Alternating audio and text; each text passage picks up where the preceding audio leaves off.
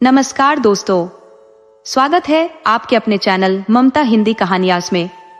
यहाँ आपको मिलेंगी दिलचस्प और प्रेरणादायक हिंदी कहानियां जो आपके दिल को छू जाएंगी।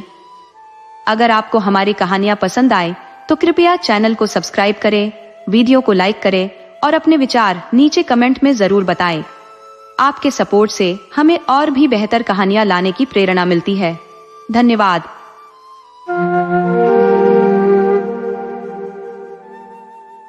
जल्दी से अमीर बनने की ख्वाहिश किसे नहीं होती।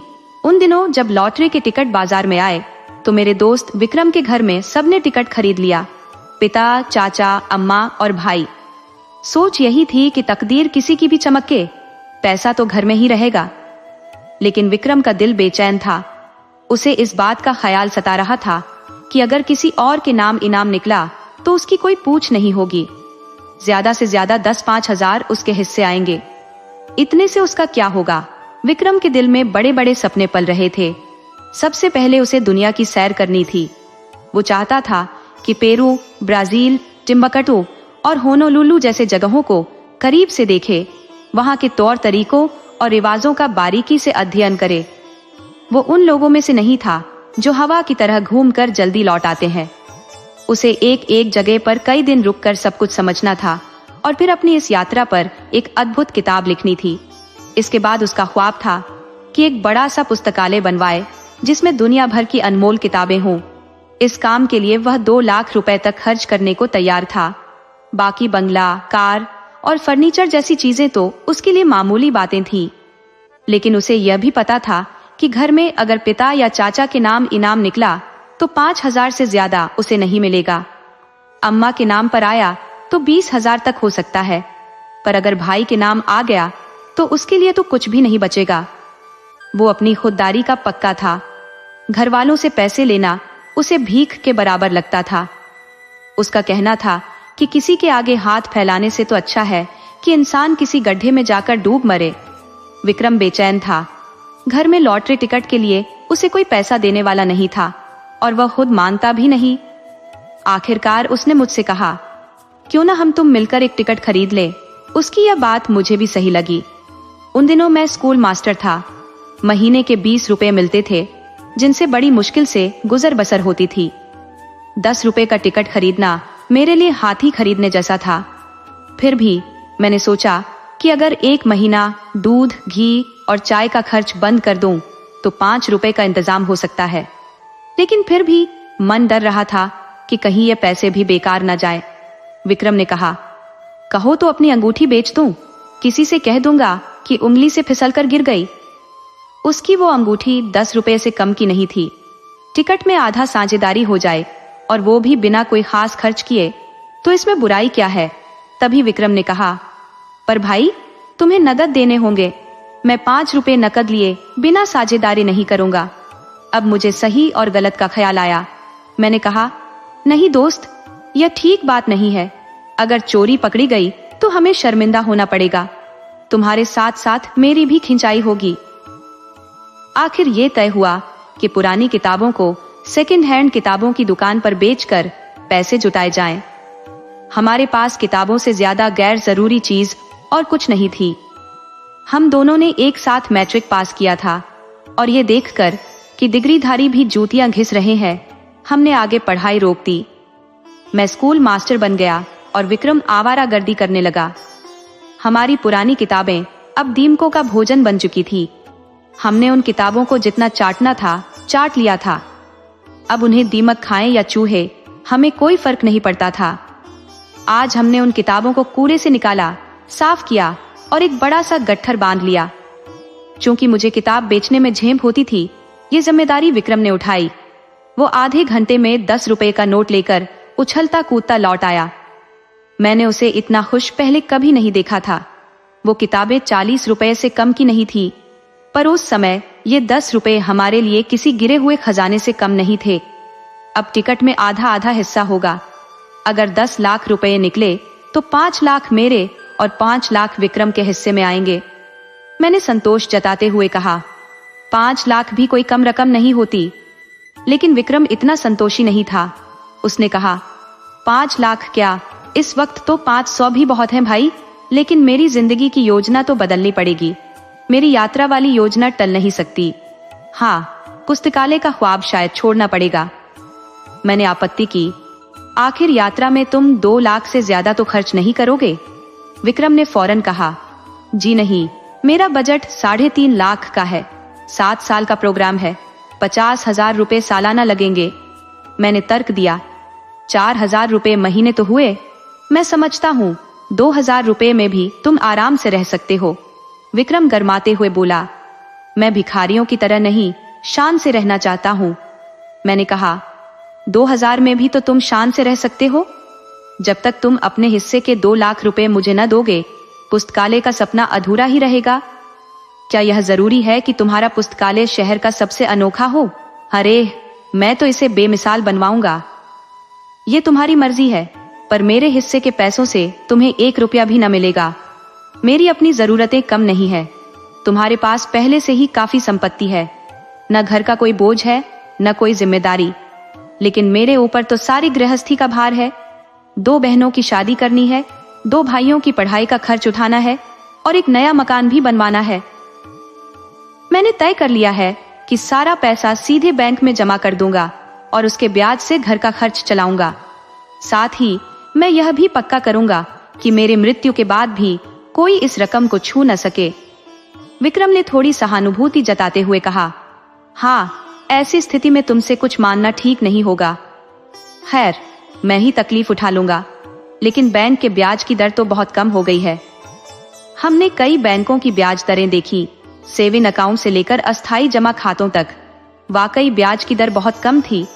2-2.5 रुपए सैकड़ा पर जमा करना किसी काम का नहीं। तब मैंने सुझाव दिया, क्यों न लेन देन का काम शुरू किया जाए। विक्रम ने भी इस विचार पर सहमति जताई। फिलहाल वह अपनी यात्रा स्थगित कर देगा और दोनों मिलकर यह काम शुरू करेंगे। जब अच्छा खासा पैसा जमा हो जाएगा, तब वह अपनी यात्रा पर जाएगा। लेन देन के काम से अच्छा ब्याज मिलेगा और साथ ही प्रतिष्ठा भी बढ़ेगी। हाँ, पर बिना ठोस गारंटी के किसी को पैसा नहीं देना चाहिए, चाहे सामने वाला कितना भी भरोसेमंद क्यों ना हो। और गारंटी क्यों लेना, सीधे जायदाद रेहन रखवाकर ही पैसा देंगे, तब किसी तरह का खतरा नहीं रहेगा। इस योजना पर सहमति बनी। अब नया सवाल यह उठा कि टिकट पर किसका नाम लिखा जाएगा। विक्रम ने जोर देकर कहा, अगर मेरा नाम नहीं रहेगा तो मैं टिकट ही नहीं खरीदूंगा। मुझे कोई और विकल्प न देखकर उसकी बात माननी पड़ी। बिना किसी लिखा पढ़ी के यह फैसला हुआ, जो आगे चलकर मेरे लिए बड़ी मुसीबत बन गया। अब दिन कटने का सिलसिला शुरू हुआ। सुबह उठते ही हमारी नजर कैलेंडर पर जाती। मेरा मकान विक्रम के मकान से सटा हुआ था। स्कूल जाने से पहले और लौटने के बाद हम दोनों साथ बैठते और अपने अपने ख्वाब बुनते। ये सब इतनी धीमी आवाज में होता कि कोई और सुन न ले। हमारी कोशिश थी कि टिकट खरीदने का ये रहस्य किसी को पता न चले।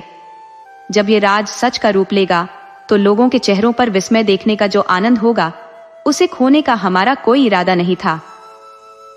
एक दिन बातचीत के दौरान विवाह का मुद्दा छिड़ गया। विक्रम ने गहरी दार्शनिक मुद्रा में कहा, भाई, शादी विवाह का बखेड़ा मैं तो कभी नहीं पालूंगा। यह तो बस एक न खत्म होने वाली फिजूल खर्ची और चिंता का कारण है। पत्नी की फरमाइशें पूरी करते करते जेब खाली हो जाएगी।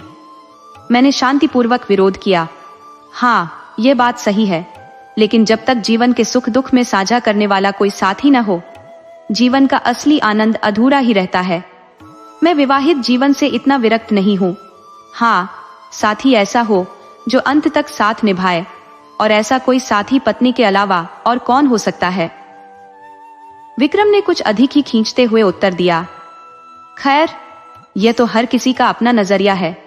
आपको पत्नी मुबारक और उसके पीछे पीछे कुत्तों की तरह दौड़ना मुबारक। बच्चों को भगवान का वरदान समझने का सुख भी आपको ही शुभ हो। लेकिन मैं तो आजादी का परचम थामे रहूंगा, अपनी मर्जी का मालिक। जब चाहा घर से बाहर उड़ चला और जब चाहा लौट आया। यह नहीं कि हर वक्त सिर पर कोई चौकीदार सवार हो। अगर घर आने में जरा भी देर हो जाए तो फौरन पूछताछ शुरू, कहाँ थे इतने समय तक। और अगर पत्नी साथ हो तब तो मानो जीवन से मुक्ति का मार्ग बंद हो गया। नहीं भैया, मुझे आपकी इस स्थिति से कोई हमदर्दी नहीं।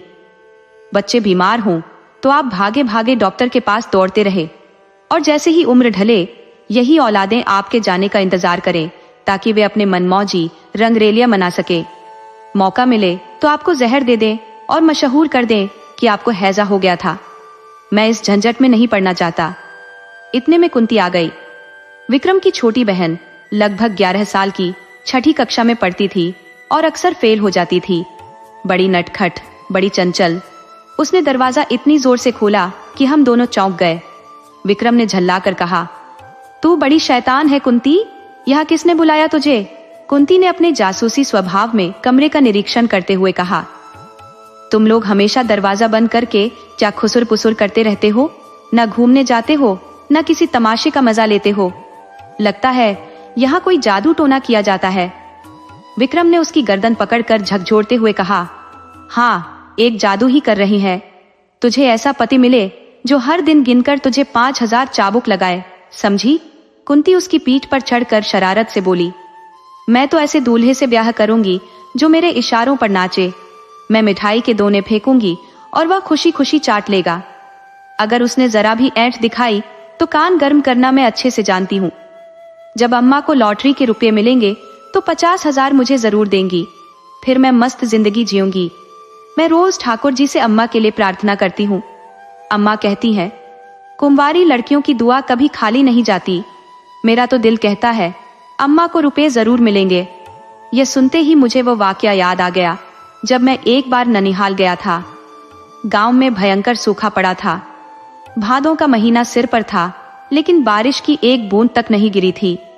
गांव वालों ने चंदा इकट्ठा किया और गांव की सभी कुंवारी लड़कियों को भोजन कराया। आश्चर्य की बात, तीसरे ही दिन बादल जमकर बरसे। मुझे पक्का यकीन हो गया कि कुंवारियों की दुआ में कोई अलौकिक शक्ति जरूर होती है। मैंने विक्रम की ओर अर्थपूर्ण नजरों से देखा और उसने मेरी ओर। हमारी आंखों के बीच जैसे संवाद हो गया। हमने तुरंत मन बना लिया। विक्रम ने कुंती से कहा, अच्छा सुन, एक बात कहनी है, लेकिन किसी से बोलना मत। तू तो अच्छी लड़की है, किसी को नहीं बताएगी। मैं तुझे इस बार अच्छे से पढ़ाऊंगा और पास करवा दूंगा। पर सुन, हमने भी लॉटरी का टिकट खरीदा है। अब तू ठाकुर जी से हमारे लिए भी दुआ किया कर। अगर हमें रुपए मिले तो तेरे लिए सुंदर सुंदर गहने बनवाएंगे। कुंती को विश्वास नहीं हुआ। हमने कस्में खाई, लेकिन वह अपने नखरे दिखाने लगी। आखिरकार जब हमने वादा किया कि उसे सिर से पांव तक सोने और हीरे से सजाएंगे, तो वह राजी हो गई। पर उसकी बातों का क्या भरोसा। उसके पेट में तनों मिठाई पच सकती थी, लेकिन एक छोटी सी बात भी नहीं। वह सीधे घर के अंदर भागी और पल भर में सारी खबर पूरे घर में फैल गई। अब हालत यह थी कि हर कोई विक्रम को डांट रहा था। अम्मा, चाचा, यहाँ तक कि बाबूजी भी, सभी उसे कोस रहे थे। घर में इतने लोगों ने टिकट खरीदा है, तुम्हें अलग से खरीदने की क्या जरूरत थी? क्या उसमें तुम्हें हिस्सा नहीं मिलता? और ये मास्टर साहब, इनकी तो बात ही मत करो। लड़के को क्या सही सिखाएंगे, उल्टा बिगाड़ रहे हैं। विक्रम तो घर का दुलारा था। उसे ज्यादा कुछ कहने की हिम्मत किसी में नहीं थी। कहीं वह नाराज होकर खाना पीना छोड़ देता तो आफत आ जाती। सारा गुस्सा मुझ पर ही उतरा। इसकी संगत में लड़का बिगड़ रहा है। मुझे वह कहावत याद आई, पर उपदेश कुशल बहुतेरे। साथ ही मेरे बचपन की एक घटना भी जहन में उभर आई। होली का दिन था और मामू साहब घर आए हुए थे। उस दिन जो हुआ वह मेरे जीवन का एक सबक बन गया। मैंने चुपचाप कोठरी में जाकर गिलास में एक घूंट शराब डाली और पी लिया। अभी गला जल रहा था और आंखें अंगारे से लाल थी कि मामू साहब कोठरी में दाखिल हो गए। उन्होंने मुझे रंगे हाथों पकड़ लिया। उनकी झाड़ ऐसी थी कि मेरा दिल सूख कर खजूर हो गया। अम्मान और पिताजी ने भी जमकर फटकार लगाई। उनकी नाराजगी शांत करने के लिए मुझे अपनी आंखों के आंसू बहाने पड़े। दोपहर होते होते वही मामू साहब नशे में धुत होकर गाने लगे। पहले गाया, फिर रोने लगे। इसके बाद अम्माओं को भला बुरा कहने लगे। जब दादा ने टोका तो उन्हें मारने दौड़े। आखिरकार कह करके जमीन पर निढाल पड़े। ये नजारा देखकर मेरी रूह कांप उठी। विक्रम के पिता बड़े ठाकुर साहब और ताऊ छोटे ठाकुर साहब दोनों शुरू से ही नास्तिक और जड़वादी थे। पूजा पाठ को बेकार का काम मानते थे, लेकिन अब हालात बदल गए थे। बड़े ठाकुर साहब सुबह सुबह गंगा स्नान को जाते और मंदिरों के चक्कर लगाते लगाते दोपहर में घर लौटते। पूरे शरीर पर चंदन का लेप किए। छोटे ठाकुर साहब घर में ही गर्म पानी से स्नान करते, गठिया के दर्द के बावजूद राम नाम लिखने का नियम निभाते। धूप निकलने के बाद वे पार्क की ओर जाते और चींटियों को आटा खिलाते। शाम ढलते ही दोनों भाई ठाकुर द्वारे में बैठ जाते और आधी रात तक भागवत कथा सुनते रहते। विक्रम के बड़े भाई प्रकाश का रुझान साधु संतों की ओर अधिक था। वे मठों और अखाड़ों की खाक छानते रहते। माताजी का दिन रात का रूटीन पूजा, व्रत और स्नान में ही बीतता। हालांकि उनकी उम्र ढल चुकी थी, फिर भी उन्हें सजने संवरने का चाव था। लेकिन अब वे एकदम तपस्विनी बनी हुई थी। लोग अक्सर लालसा को बुरा कहते हैं, लेकिन मैं सोचता हूँ कि लालसा ही हमें भक्ति और धर्म के प्रति खींचती है। हमारी सारी श्रद्धा और भक्ति हमारी स्वार्थ पूर्ति की बुनियाद पर टिकी है। जैसे जैसे लॉटरी के नतीजे का दिन करीब आता गया, हमारे दिल की धड़कनें बढ़ती गई। सारा ध्यान बस उसी पर लगा रहता। मुझे अंदर ही अंदर एक अनजाना डर सताने लगा।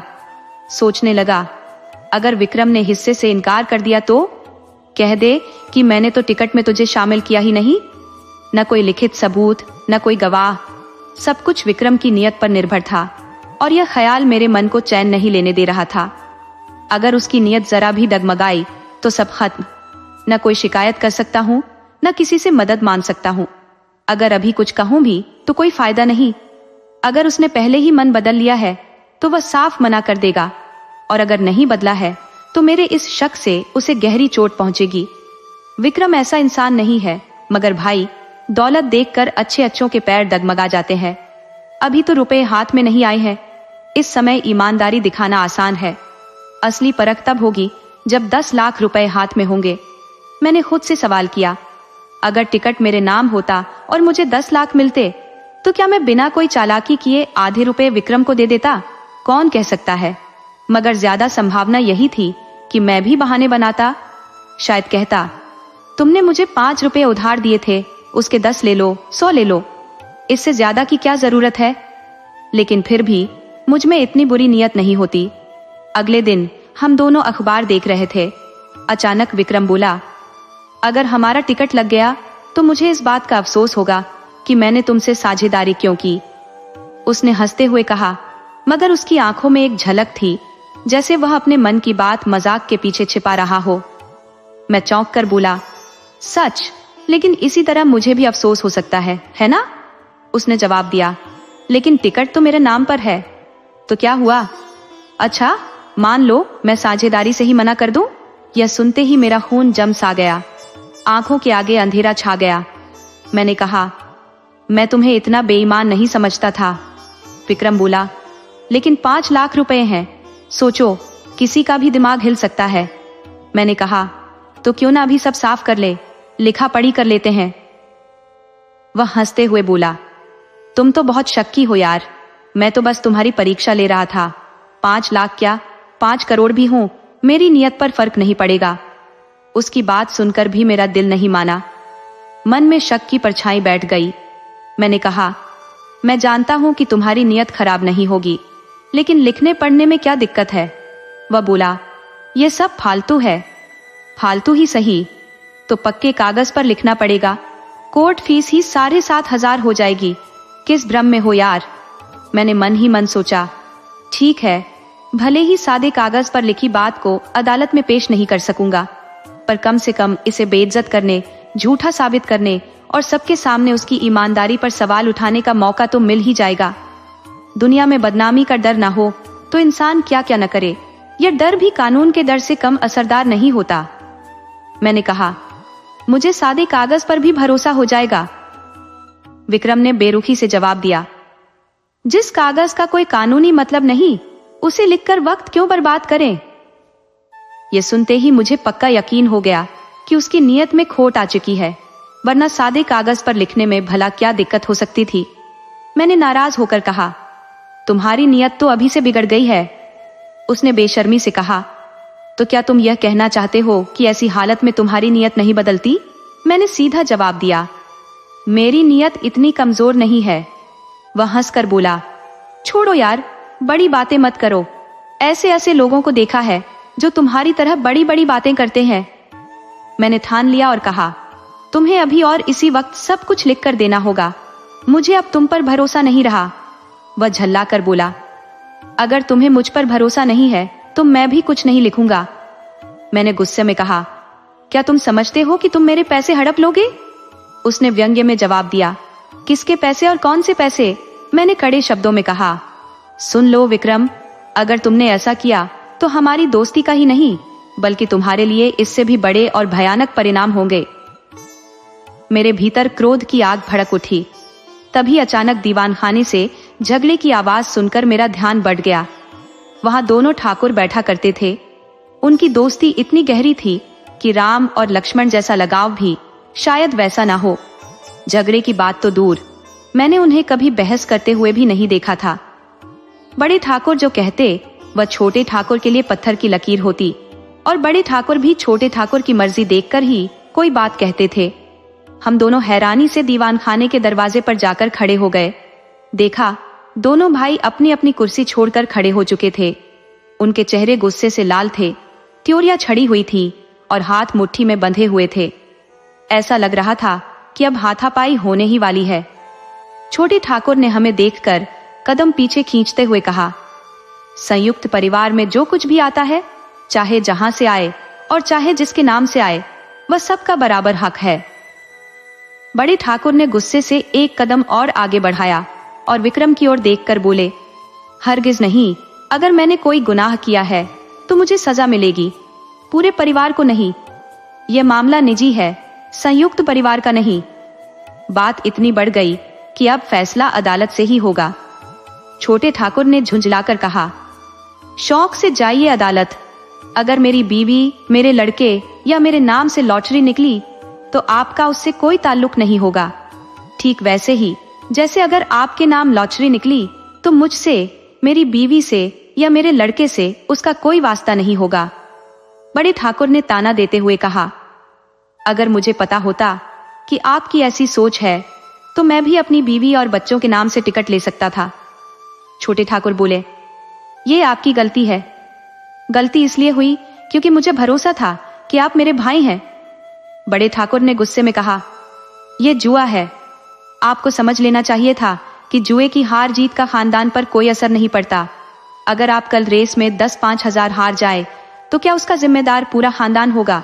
छोटे ठाकुर ने तल्ख लहजे में कहा, मगर भाई का हक दबाकर आप कभी खुश नहीं रह सकते। आप न तो ब्रह्मा है, न भगवान और न ही कोई महात्मा। विक्रम की मां ने जब सुना कि दोनों भाइयों में बहस इतनी बढ़ गई है कि बात हाथापाई तक पहुंच सकती है, तो वह घबराकर दौड़ी और दोनों को समझाने लगी। छोटे ठाकुर ने तिलमिलाकर कहा, आप मुझे क्यों समझा रही हैं? उन्हें समझाइए जो 4-4 टिकट लिए बैठे हैं। मेरे पास तो सिर्फ एक टिकट है, वह भी किस्मत का खेल। जिन्हें मुझसे 4 गुना चांस है, उनकी नीयत खराब हो जाए तो यह ज्यादा शर्म और दुख की बात है। ठाकुराइन ने अपने देवर को दिलासा देते हुए कहा, अच्छा, मेरे हिस्से के रुपए में से आधे तुम्हारे। अब तो खुश? बड़े ठाकुर ने झट से बीवी को टोका, क्यों आधे देंगे? मैं 1 पैसे का भी दावा नहीं मानता। अगर हम मुरव्वत या इंसानियत दिखाएं तो भी इन्हें 5वें हिस्से से ज्यादा किसी हालत में नहीं मिलेगा। आधा देने का तो कोई तर्क ही नहीं है, न बौद्धिक, न धार्मिक, न नैतिक। छोटे ठाकुर चढ़कर बोले, सारी दुनिया का कानून तो बस आप ही जानते हैं। बड़े ठाकुर ने हंसते हुए जवाब दिया, जानते ही हैं, 30 साल तक वकालत की है। छोटे ठाकुर ने भी पलटकर कहा, वकालत निकल जाएगी जब कलकत्ते का बैरिस्टर खड़ा कर दूंगा। बैरिस्टर की ऐसी की तैसी, चाहे वह कलकत्ते का हो या लंदन का। छोटे ठाकुर ने फिर दोहराया, मैं आधा लूंगा, वैसे ही जैसे घर की जायदाद में मेरा आधा हक है। इतने में विक्रम के बड़े भाई साहब कमरे में दाखिल हुए। उनके सिर और हाथ में पट्टियां बंधी हुई थी, कपड़ों पर ताजा खून के धब्बे थे। वह लंगड़ाते हुए एक आराम कुर्सी पर गिर पड़े। बड़े ठाकुर घबराकर पूछ बैठे, ये तुम्हारी क्या हालत हो गई? चोट कैसे लगी? कहीं किसी से लड़ाई झगड़ा तो नहीं हो गया? प्रकाश ने कराहते हुए कुर्सी पर लेटते हुए कहा, जी कोई खास बात नहीं, बस मामूली चोट है। कैसे कहते हो कि चोट नहीं लगी? सारा सिर और हाथ फूलकर कुप्पा हो गया है, कपड़े खून में डूबे हुए हैं। आखिर माजरा क्या है? कहीं मोटर का हादसा तो नहीं हुआ? प्रकाश ने निश्चिंतता से कहा, अरे साहब, कुछ खास बात नहीं, बस मामूली चोट है, 2-4 दिन में ठीक हो जाएगी, घबराने की जरूरत नहीं। प्रकाश के चेहरे पर ऐसी सुकून भरी मुस्कान थी जैसे किसी साधु ने संसार का मोह त्याग दिया हो। न कोई क्रोध, न किसी तरह की लज्जा और न प्रतिशोध का कोई चिन्ह। बड़े ठाकुर और अधीर हो उठे, बोले, लेकिन हुआ क्या? साफ साफ क्यों नहीं बताते? अगर किसी ने मारपीट की है तो तुरंत थाने में शिकायत करवा दूं। प्रकाश ने हल्के अंदाज में कहा, मारपीट कुछ नहीं हुई साहब, बात यह है कि मैं झक्कर बाबा के पास चला गया था। आप तो जानते ही हैं, वह इंसानों की शक्ल देखकर घबराते हैं और पत्थर लेकर दौड़ पड़ते हैं। जो डर के भाग गया वह गया, लेकिन जो पत्थर खाकर भी डटा रहा वह धन्य हो गया। बाबा यही कसौटी रखते हैं। आज जब मैं वहां पहुंचा तो करीब 50 लोग जमा थे। कोई मिठाई लेकर आया था, कोई महंगे तोहफे, कोई कपड़ों के गट्ठर। बाबा ध्यान में बैठे थे। अचानक उन्होंने आंखें खोली और भीड़ को देखकर पत्थरों का जखीरा लेकर खड़े हो गए। फिर क्या था, भगदड़ मच गई। लोग गिरते पड़ते भागने लगे। सब गायब, सिर्फ मैं वहीं खड़ा रहा जैसे कोई घंटा घर। बाबा ने पहला पत्थर मारा जो सीधे सिर पर लगा। खोपड़ी भन्ना गई और खून बहने लगा, लेकिन मैं टस से मस नहीं हुआ। दूसरा पत्थर हाथ पर पड़ा, मैं गिर गया और बेहोश हो गया। जब होश आया तो वहां सन्नाटा पसरा था। न बाबा थे न भीड़। बाबा तो वैसे भी अंतर्ध्यान हो जाते हैं। अब बताओ किसे पुकारता? दर्द से हाथ फटा जा रहा था और सिर से खून बह रहा था। किसी तरह खड़ा हुआ और सीधे डॉक्टर के पास पहुंचा। उन्होंने कहा कि हड्डी टूट गई है। पट्टी बांध दी और गर्म पानी से सेकने को कहा। अब शाम को फिर जाना पड़ेगा, लेकिन चोट तो लगी, और इस चोट के साथ मेरी लॉटरी का जीतना पक्का है। जक्कड़ बाबा की मार खाने के बाद कभी कोई खाली हाथ नहीं गया, ये तो तय है। मैं तो बाबा की कुटिया सबसे पहले बनवाऊंगा। प्रकाश की बात सुनकर बड़े ठाकुर के चेहरे पर राहत की चमक आ गई। फौरन पलंग लगवाया गया। प्रकाश उस पर लेट गए। ठकुराइन पंखा झलने लगी। उनके चेहरे पर भी संतोष झलक रहा था। आखिर इतनी चोट खाकर 10 लाख का इनाम मिलना बुरा सौदा तो नहीं। छोटे ठाकुर साहब के पेट में चूहे नहीं, बल्कि पूरा चिड़ियाघर दौड़ रहा था। जैसे ही बड़े ठाकुर भोजन करने गए और ठकुराइन भी प्रकाश के खाने का इंतजाम करने में लग गई, छोटे ठाकुर साहब ने जल्दी से प्रकाश की ओर झुककर फुसफुसाते हुए पूछा, तो पत्थर वाकई इतनी जोर से मारते हैं? प्रकाश ने उनकी बेचैनी भांपते हुए मुस्कुराकर कहा, अरे साहब, जोर से क्या, ऐसा लगता है जैसे आसमान से गाज गिरा दी हो। वह पत्थर नहीं, मानो गोला फेंकते हैं। उनका कद काठी ऐसा है कि किसी देवता से कम नहीं लगते। बल ऐसा कि एक मुक्के में शेर का भी हिसाब चुकता कर दे। कोई कमजोर इंसान हो तो पहले पत्थर में ही स्वर्ग सिधार जाए। फिर थोड़ी रुककर उन्होंने धीमे स्वर में जोड़ा, कई तो सच में मर भी चुके हैं, मगर झक्कर बाबा पर आज तक कोई मुकदमा नहीं चला। और ये समझ लो कि वो तब तक नहीं रुकते जब तक आप गिर न जाएं या बेहोश न हो जाएं। लेकिन बात इतनी सीधी नहीं है। जितनी चोटें खाओगे उतनी ही अपनी मंजिल के करीब पहुंचोगे। यही उनका रहस्य है। प्रकाश की ये बात सुनकर छोटे ठाकुर साहब का चेहरा सफेद पड़ गया, जैसे किसी ने उनके भीतर से सारी हिम्मत खींच ली हो। पत्थर खाने की सोच मात्र से ही उनके बदन में सिहरन दौड़ गई। भाग्य का फैसला, आखिर वह दिन आ गया जब किस्मत का ताला खुलने वाला था। 20 जुलाई की सुबह एक अजीब सा माहौल था। आशा और भय की रस्साकशी हर किसी के दिल में चल रही थी। दोनों ठाकुर साहब रात के तीसरे पहर गंगा स्नान कर चुके थे और अब मंदिर में भगवान की आराधना में मग्न थे। प्रकाश मिठाई की बड़ी सी थाली लिए घर से बाहर निकले और मंदिर के पास खड़े गरीबों में उसे बांटने लगे। उधर बड़े ठाकुर भगवान के चरणों में सिर झुकाए ध्यान मग्न थे। कुछ देर बाद उन्होंने पुजारी की ओर देखा और बोले, पुजारी जी, भगवान तो बड़े भक्तवत्सल होते हैं, है ना? पुजारी ने सिर हिलाकर कहा, जी सरकार, भक्तों के लिए तो भगवान क्षीर सागर से दौड़ कर आए थे। गजराज को ग्राह के जबड़े से बचाने की बात तो आप जानते ही हैं। थोड़ी देर बाद छोटे ठाकुर साहब ने भी अपनी आंखें खोली और पुजारी से बोले, पुजारी जी, भगवान तो सर्वशक्तिमान है, सबके मन की बात जानते हैं, तो क्या वो हमारे मन की इस साध को भी समझेंगे? पुजारी ने शांत स्वर में उत्तर दिया, सरकार, भगवान तो सबकी सुनते हैं, बस उनके ऊपर भरोसा रखिए, जो होगा अच्छा ही होगा। मंदिर में छाई उस पवित्र शांति के बीच हर किसी के दिल में एक ही सवाल गूंज रहा था, भाग्य का फैसला किसके पक्ष में होगा? पुजारी ने हामी भरी, हाँ सरकार, अंतर्यामी न होते तो हर किसी के अंतर्मन की बात कैसे जान पाते? शबरी का निश्चल प्रेम देख स्वयं उसकी इच्छाएं पूर्ण की। पूजन का समापन हुआ। आरती की मधुर गूंज मंदिर में फैल गई। दोनों भाइयों ने ऊंचे स्वर में आरती गाई। बड़े ठाकुर ने श्रद्धा से थाल में 2 रुपए अर्पित किए तो छोटे ठाकुर ने अपनी उदारता दर्शाते हुए 4 रुपए रख दिए। बड़े ठाकुर ने नाराजगी भरी निगाह छोटे ठाकुर पर डाली और फिर अनदेखा कर लिया। अचानक बड़े ठाकुर ने पुजारी से पूछा, पुजारी जी, तुम्हारे दिल की आवाज क्या कहती है? पुजारी ने अदब से जवाब दिया, सरकार की जीत निश्चित है। छोटे ठाकुर ने सवाल किया, और मेरी? पुजारी ने उसी तत्परता से कहा, आपकी भी विजय सुनिश्चित है। बड़े ठाकुर भजन गुनगुनाते हुए मंदिर से बाहर निकले। प्रभु जी, मैं तो आयो शरण तिहारे। हाँ प्रभु जी। कुछ ही क्षणों बाद छोटे ठाकुर भी भक्तिभाव में डूबे बाहर आए। अब पत राखो मोरे, दया निधन तोरी गति लखी ना परे। मैं भी उनके पीछे पीछे निकला और मिठाई बांटने में प्रकाश बाबू की मदद करना चाहा, मगर उन्होंने थाल को हाथ से परे कर दिया। आप रहने दीजिए, मैं खुद ही बांट दूंगा, अब बची ही कितनी है।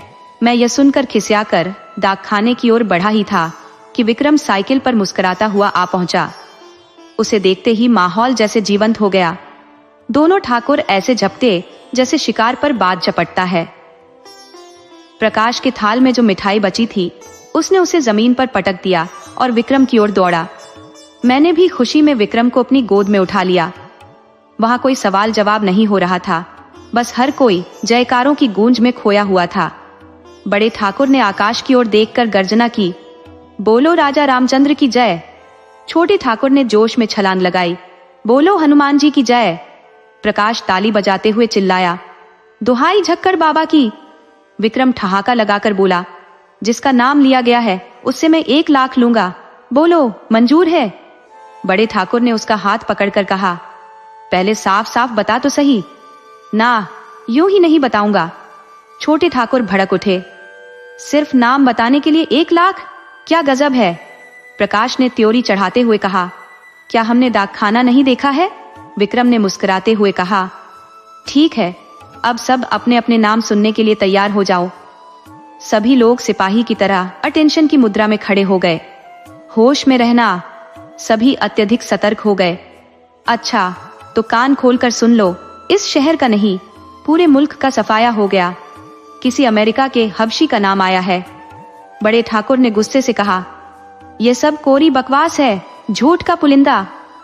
छोटे ठाकुर ने भौहें टेढ़ी करते हुए कहा, यह कैसे हो सकता है? 3 महीने की मेहनत, तपस्या और उम्मीदें सब धरी की धरी रह जाए? वाह रे किस्मत। प्रकाश ने छाती ठोंक कर ऐलान किया, यहां हम सिर मुड़वाए, हाथ तुड़वाए बैठे हैं और ये मजाक समझ रहे हैं। इतने में और 50 लोग निराशा और रोनी सूरत लिए उधर से आते दिखाई दिए। बेचारे सब डाकखाने से अपनी किस्मत को कोसते हुए लौट रहे थे। हर कोई बड़बड़ा रहा था, मार ले गया हबशी, अभागा, पिशाच, दुष्ट। अब किसे यकीन न आता? बड़े ठाकुर गुस्से में फूफकारते हुए मंदिर पहुंचे और पुजारी को फटकारते हुए निकाल दिया। बोले, इसीलिए इतने दिनों से तुम्हें पाल रखा था, हराम का खाते हो और मजे करते हो। छोटे ठाकुर ऐसे टूटे कि 2-3 बार सिर पीटकर वहीं बैठ गए। प्रकाश का गुस्सा तो जैसे काबू से बाहर था। उसने अपना मोटा डंडा उठाया और झक्कड़ बाबा की खबर लेने निकल पड़ा। माताजी ने बस इतना कहा, सभी ने बेईमानी की है, मैं इसे कभी स्वीकार नहीं कर सकती। हमारे देवता किसी के हाथ से छीन कर लाएंगे क्या? ये तो हमारी ही मूर्खता है। उस रात किसी ने खाना नहीं खाया। माहौल पूरी तरह सन्नाटे में डूबा था। मैं भी एक कोने में चुपचाप बैठा था कि विक्रम आकर बोला, चलो होटल चलते हैं। घर में तो चूल्हा तक नहीं जला। मैंने पूछा, तुम डाकखाने से आए तो इतने खुश क्यों थे? विक्रम हंसकर बोला, जब मैंने डाकखाने के सामने हजारों की भीड़ देखी तो अपने लोगों के गधेपन पर हंसी आ गई। एक शहर में इतने लोग हैं तो पूरे हिंदुस्तान में इसके 1000 गुना से कम क्या होंगे। और दुनिया में तो लाख गुना ज्यादा। मैंने जो उम्मीदों का पहाड़ खड़ा किया था वह एक झटके में राई जितना छोटा हो गया और मुझे हंसी आ गई, जैसे कोई दानी आदमी मुट्ठी भर अनाज लेकर लाखों को भोज पर बुला ले।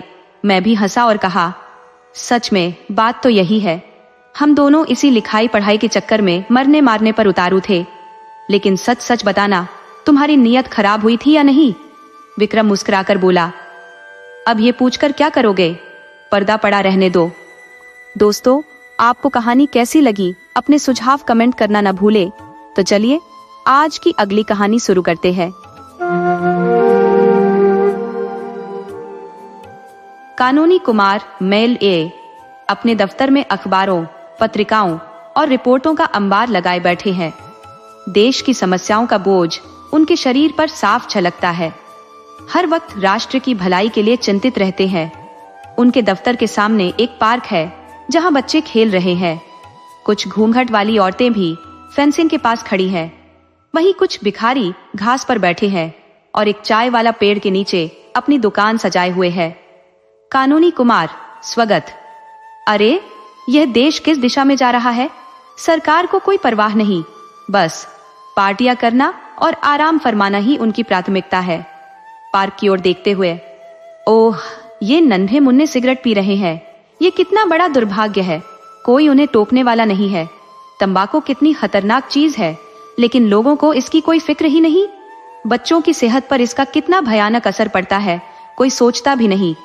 रिपोर्ट को उलटते पलटते हुए, हे भगवान, यह आंकड़े तो रोंगटे खड़े कर देने वाले हैं। जितने किशोर अपराध करते हैं उनमें से 75% सिगरेट के लती होते हैं। अगर इस पर रोक नहीं लगाई गई तो समाज रसातल में चला जाएगा। हमें इसे रोकने के लिए कानून बनाना होगा। कागज पर नोट करते हुए, तंबाकू बहिष्कार बिल, अगली काउंसिल मीटिंग में इसे जरूर पेश करूंगा। कुछ पल बाद उनकी नजर फिर पार्क पर जाती है। इस बार वह फेंसिंग के पास बैठी महिलाओं को देखकर गहरी सांस लेते हैं।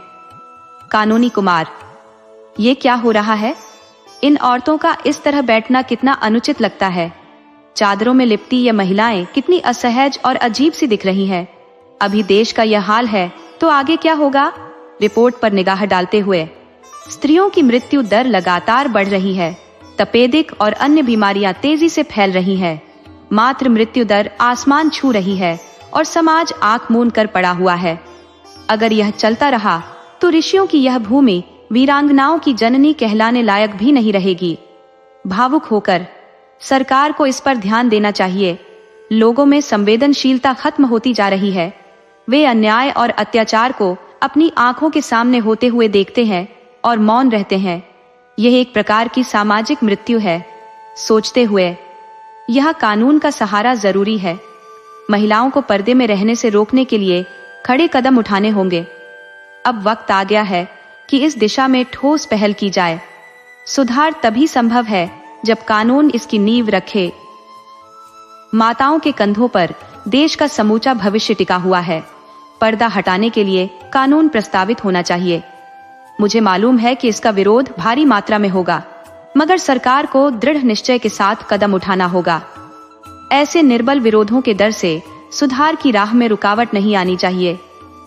कागज पर नोट करते हुए, यह बिल भी असेंबली के आरंभ होते ही पेश करना अनिवार्य होगा। अब और अधिक देर की कोई जगह नहीं है, अन्यथा मरीज का अंत निश्चित है। मसौदा तैयार करने में जुटते हुए अचानक एक भिखारी सामने आकर गिड़गिड़ाने लगा, जय हो सरकार की, लक्ष्मी आपकी झोली भर दे। लेकिन सरकार, हम भूखों मर रहे हैं, आंखों के आगे अंधेरा छा जाता है। कानूनी कुमार, चुप रहो, हटो यहाँ से। तुम जैसे लोग बस काम चोरी का पर्याय बन चुके हो। फौरन भाग जाओ और दूर निकलो। भिखारी को झिड़क कर फिर अपने आप।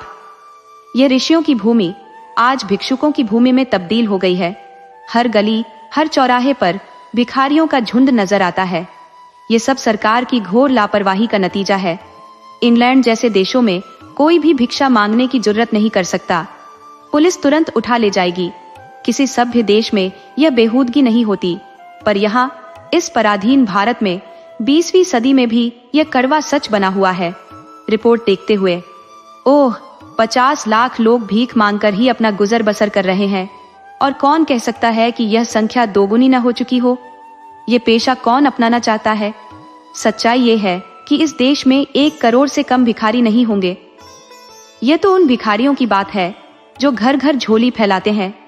इनके अलावा टीका लगाए, जटा झूठ बांधे, कोपीन धारण किए साधुओं का एक विशाल समुदाय है जो कम से कम 2 करोड़ का आंकड़ा पार कर चुका होगा।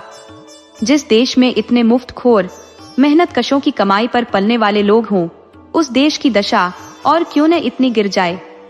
आश्चर्य होता है कि यह देश अब तक जीवित कैसे है। कागज पर लिखते हुए एक बिल की सख्त आवश्यकता है। नाम होगा भिक्षुक निषेध बिल। इसकी आंधी में धर्म के ठेकेदार खूब उछलेंगे, गालियां देंगे और सरकार भी कन्नी काटने की कोशिश करेगी, मगर सुधार का मार्ग हमेशा कांटों भरा ही होता है। चाय वाले की आवाज सुनते हुए, चाय गरम, चाय गरम। किंतु ग्राहकों की कमी देखकर कानूनी कुमार का ध्यान चाय वाले की ओर खिंच जाता है। कानूनी कुमार, आप ही आप। चाय वाले की दुकान पर एक भी ग्राहक नहीं। कैसा मूर्ख देश है। इतनी ताकतवर और फायदेमंद चीज, फिर भी कोई लेने वाला नहीं। सभ्य देशों में तो लोग पानी के बजाय चाय पीते हैं। रिपोर्ट देखते हुए, इंग्लैंड में हर साल 5 करोड़ पाउंड की चाय खपत होती है। क्या इंग्लैंड वाले बेवकूफ है?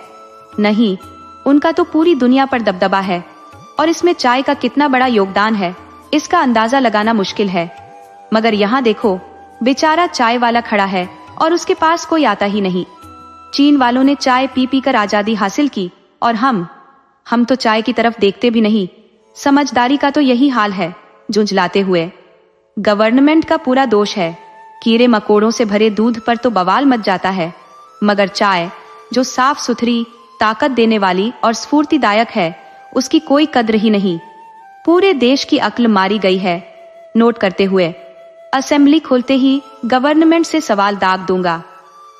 पहला सवाल होगा, भारत में चाय की खपत कितनी बड़ी है और आम जनता के बीच इसे बढ़ावा देने के लिए गवर्नमेंट ने क्या कदम उठाए हैं? तभी एक स्त्री का प्रवेश होता है। कटे हुए बाल, आड़ी मांग, पारसी स्टाइल की रेशमी साड़ी, कलाई पर घड़ी, आंखों पर ऐनक, ऊंची एड़ी के जूते, साड़ी में ब्रोच, गले में मोतियों का हार और हाथ में एक छोटा बटुआ। कानूनी कुमार, ओह मिसेस बोस, आप तो कमाल कर दिया। कहिए, आजकल कहाँ घूम फिर रही है? और हाँ, इस बार आलोक में आपकी कविता तो गजब की थी। पढ़कर मैं तो मंत्रमुग्ध हो गया। इतने छोटे से दिल में इतनी गहरी भावनाएं कैसे समा जाती हैं, ये सोचकर हैरानी होती है। शब्दों पर आपकी पकड़ वाकई बेमिसाल है। मिसेस बोस, जब दिल जलता है तो धुएं के बादल अपने आप उमड़ते हैं। जब तक औरतों पर मर्दों का अत्याचार रहेगा, ऐसे भाव निकलते रहेंगे। कानूनी कुमार, तो क्या कोई नई बात हो गई है? मिसेस बोस, नई बात? रोज ही कुछ न कुछ होता रहता है। डॉक्टर बोस ने तो मुझे कहीं आने जाने तक की इजाजत नहीं दी, न किसी से मिलने न सैर करने। इस बार गर्मी इतनी पड़ी कि खून तक खौल गया, मगर पहाड़ों पर भी नहीं जा पाई। ये अत्याचार, ये गुलामी अब मुझसे बर्दाश्त नहीं होती। कानूनी कुमार, लेकिन डॉक्टर बोस खुद भी तो पहाड़ों पर नहीं गए। मिसेस बोस, वो न जाए, उनकी तो बस पैसे की रट लगी रहती है। लेकिन मुझे क्यों अपने साथ बांध कर रखते हैं? न क्लब जाने देते हैं, न दोस्तों से मिलने। वो खद्दर पहनते हैं, ठीक है, मगर मुझे अपनी पसंद के कपड़े पहनने से क्यों रोकते हैं? ये कैसा अन्याय है। वह अपनी माँ और भाइयों के इशारों पर चलते रहे, मुझे क्यों उनके साथ घुट घुट कर दिन बिताने पर मजबूर किया जा रहा है? अब यह और बर्दाश्त नहीं होता। अमेरिका में अगर कोई पति पत्नी कटु शब्द बोल दे तो झट से तलाक हो जाता है। वहां का समाज पूरी तरह स्वतंत्रता के विचारों पर चलता है। ये देश, यह तो गुलामी की मानसिकता में जकड़ा हुआ है। हर बात में वही पुरानी दास्ता की छाप। मैं अब डॉक्टर बोस के साथ नहीं रह सकती। ये रोज रोज का दम घोंटू माहौल अब सहा नहीं जाता। इसका जिम्मेदार कौन है? वही लोग जो खुद को समाज का कर्ता धर्ता मानते हैं। अगर आपको लगता है कि स्त्रियों को गुलाम बनाकर खुद आजादी पालेंगे, तो यह आपकी भूल है। जब तक तलाक का कानून लागू नहीं होता, तब तक आपका स्वराज्य बस एक हवाई ख्वाब बना रहेगा। डॉक्टर बोस को तो आप जानते हैं, उनका धर्म पर अटूट विश्वास है। इसे हफ्त कहना भी कम होगा। मुझे तो अब धर्म से ही चिढ़ हो गई है। यही धर्म स्त्रियों को पुरुषों का दास बनाता है। अगर मेरे हाथ में होता तो मैं सारे धर्म ग्रंथों को उठाकर नाले में फेंक देती। मंच पर मिसेज अय्यर का प्रवेश। गोरा रंग, लंबा कद, खूबसूरत गाउन, गोल टोपी, आंखों पर ऐनक, चेहरे पर हल्का पाउडर, गालों और होठों पर सुर्खी, सिल्की जुराबें और ऊंची एड़ी के जूते पहने। कानूनी हाथ मिलाते हुए, अरे मिसेज अय्यर, आपका यहाँ आना तो बड़ा बढ़िया रहा। कहिए आजकल कहाँ जा रही हैं? और हाँ, आलोक में इस बार आपका लेख अद्भुत था, पढ़कर तो मैं हैरान रह गया। मिसेज अय्यर मुस्कुराकर मिसेस बोस की तरफ देखते हुए, हैरान ही रह गए या कुछ किया भी? हम स्त्रियां अपना दिल निकाल कर रख देती हैं, मगर मर्दों का दिल कभी नहीं पसीजता। मिसेस बोस, बिल्कुल सच कहा मिसेस अय्यर, लेकिन यह पुरुष राज अब ज्यादा दिन नहीं टिकेगा। स्त्रियां अब कैद में नहीं रह सकती। मिस्टर अय्यर की सूरत तो मैं देखना भी नहीं चाहती। ये सुनकर मिसेस बोस मुंह फेर लेती है। कानूनी हंसते हुए, लेकिन मिस्टर अय्यर तो बड़े स्मार्ट है। मिसेस अय्यर, उनकी खूबसूरती उन्हीं को मुबारक। मुझे खूबसूरत गुलामी नहीं चाहिए, मुझे बदसूरत आजादी चाहिए। इस बार वह मुझे जबरदस्ती पहाड़ों पर ले गए। वहां की ठंड मुझसे सहन नहीं होती। कितना कहा कि मत ले जाओ, पर उनकी जिद के आगे कुछ नहीं चला। मैं किसी के पीछे पीछे पालतू जानवर की तरह नहीं चल सकती। मिसेस बोस चुपचाप खिड़की के पास चली जाती है। कानूनी गंभीर होकर, अब समझ में आ गया कि तलाक का बिल असेंबली में पेश करना ही पड़ेगा। अय्यर, खैर ये बात तो आपके संज्ञान में आई, लेकिन शायद कयामत के दिन। कानूनी, नहीं मिसेज अय्यर, इस बार की छुट्टियों के बाद यह बिल जरूर प्रस्तुत होगा और पूरे हंगामे के साथ पेश होगा। इसमें कोई शक नहीं कि पुरुषों का अत्याचार दिनों दिन बढ़ता जा रहा है। आप जिस परंपरा का विरोध कर रही हैं, वह सच में हिंदू समाज के लिए विनाशकारी है। यदि हमें सभ्य बनना है तो हमें उन्नत देशों की राह पर चलना ही होगा। धार्मिक ठेकेदार शोर मचाएंगे, पर उनकी चिंता करना आपका और मिसेस बोस का काम होगा। इस प्रकार उनका मुंह बंद कर दीजिए कि वे बोलने लायक ही न रहें। लेडी अय्यर, इसके लिए पहले से ही आपका धन्यवाद। हाथ मिलाकर चली जाती है। मिसेस बोस खिड़की के पास से लौटते हुए, आज उनके घर में खुशियों का दीप जलने वाला है। वह सीधी बोस के पास गई होगी। चलो मैं भी चलती हूँ। चली जाती है। कानूनी कुमार एक कानून की किताब उठाकर तलाक से संबंधित प्रावधान देखने लगते हैं। इतने में मिस्टर आचार्य का प्रवेश होता है। उनके चेहरे पर गहन विचारों की परछाई, एक आंख पर ऐनक, आधी बाही की शर्ट, निक्कर, ऊनी मोजे और लंबे बूट। उनके पीछे एक टेरियर कुत्ता भी मौजूद है। कानूनी, हेलो मिस्टर आचार्य, आज किस ओर भ्रमण कर रहे हैं और होटल का क्या हाल है? आचार्य, कुत्ते जैसी मौत मर रहा हूँ। इतना शानदार खाना, इतना स्वच्छ आवास, इतनी उजली रोशनी, इतना आराम, फिर भी मेहमानों की भारी कमी। समझ में नहीं आता कि और कितना खर्च कम करूं। इन दरों में तो अलग घर में साधारण भोजन भी नसीब नहीं हो सकता। ऊपर से हर तरह की परेशानियां, कभी नौकर की शिकायत, कभी दूध वाले का रोना, कभी धोबी की शिकायत, तो कभी मेहतर की नाराजगी। यहाँ होटल में इन सब झंझटों से मुक्ति मिल जाती है, फिर भी आधे कमरे खाली पड़े हैं। कानूनी, यह तो आपने बुरी खबर सुनाई। आचार्य, पश्चिमी देशों में इतना सुख और शांति क्यों है? वहां इतना प्रकाश, धन, स्वाधीनता और बल क्यों है? यह सब होटल संस्कृति की देन है। होटल पश्चिमी सभ्यता का मूलाधार है। अगर भारत को उन्नति के शीर्ष पर देखना है तो होटल जीवन को बढ़ावा देना होगा। जब तक लोग घरेलू चिंताओं से मुक्त नहीं होंगे, तब तक तरक्की संभव नहीं। राजे रजवाड़ों और धनाढ्य वर्ग को अलग आवास में रहने दीजिए। वे चाहे एक की जगह 10 खर्च करें, लेकिन मध्यम वर्ग के लिए होटल संस्कृति ही सब कुछ है। हम अपने मेहमानों की हर छोटी बड़ी फिक्र अपने सिर पर लेने को तैयार है, फिर भी जनता की आंखें नहीं खुलती। इन मूर्खों को तब तक अक्ल नहीं आएगी जब तक कानूनी गंभीर स्वर में, हाँ मैं यही सोच रहा हूँ। कोई ऐसा कानून बनना चाहिए जो यह तय करे कि जिनकी आय 500 रुपए से कम हो वे होटल में ही रहें। क्यों, कैसा रहेगा? आचार्य, अगर आप ऐसा कानून पास करा दे तो आने वाली पीढ़ियां आपको उद्धारकर्ता मानेंगी। इस एक कदम से देश 500 वर्षों की प्रगति कर जाएगा। कानूनी, तो तय रहा। इस बार असेंबली के शुरू होते ही यह कानून पेश करूंगा। हंगामा मचेगा, लोग मुझे देशद्रोही और न जाने क्या क्या कहेंगे, लेकिन मैं इसके लिए पूरी तरह तैयार हूँ। कितना कष्ट होता है जब देखता हूँ कि लोगों को पानी भरने के लिए दूसरों के दरवाजे पर खड़ा होना पड़ता है। औरतों का जीवन तो जैसे नर्क हो चुका है। सुबह से लेकर आधी रात तक घर के कामों में जुटी रहती है। कभी बर्तन साफ करो, कभी खाना पकाओ, कभी सफाई करो।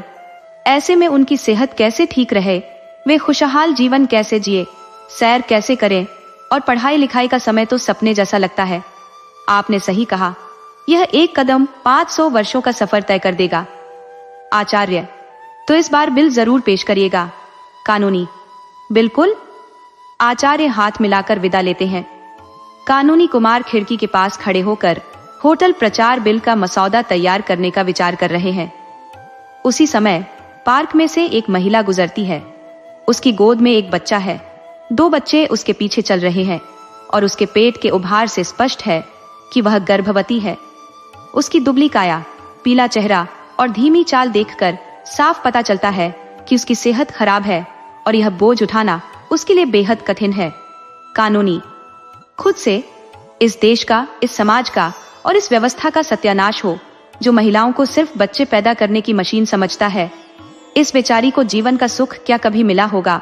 ऐसी न जाने कितनी बहनें इसी जंजाल में फंसकर 32-35 साल की उम्र में, जब उन्हें असल में जीवन का आनंद लेना चाहिए, बीमार होकर दुनिया छोड़ देती है।